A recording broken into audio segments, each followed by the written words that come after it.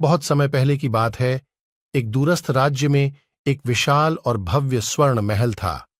इस महल में राजकुमारी अदिति रहती थी, जो अपनी सुंदरता और बुद्धिमत्ता के लिए प्रसिद्ध थी।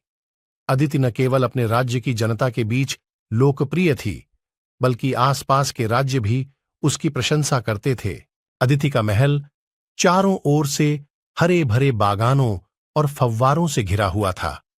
महल की दीवारें सोने से मढ़ी हुई थीं, जो सूरज की किरणों में चमकती थीं और दूर से ही अद्भुत दृश्य प्रस्तुत करती थीं।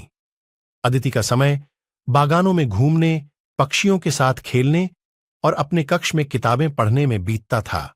एक दिन अदिति को महल के बगीचे में टहलते हुए एक रहस्यमयी पुस्तक मिली।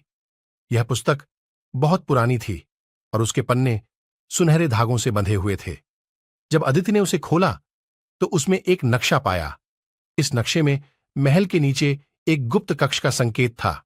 अदिति की जिज्ञासा बढ़ गई और उसने इस गुप्त कक्ष को खोजने का निर्णय लिया। रात को जब महल के सभी लोग सो रहे थे, अदिति ने चुपचाप नक्शे के अनुसार गुप्त कक्ष की ओर जाना शुरू किया। महल के नीचे के गलियारों में चलते चलते वह एक विशाल दरवाजे के पास पहुंची। दरवाजे के ऊपर एक प्राचीन शिलालेख था, जिसमें लिखा था, साहस और सत्य की कुंजी से ही यह द्वार खुलेगा।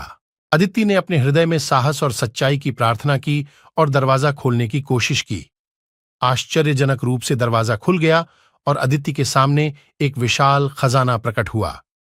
खजाने में अनगिनत हीरे, मोती और सोने के आभूषण थे, लेकिन सबसे महत्वपूर्ण चीज थी एक जादुई आईना, जिसमें भविष्य की झलक देखी जा सकती थी।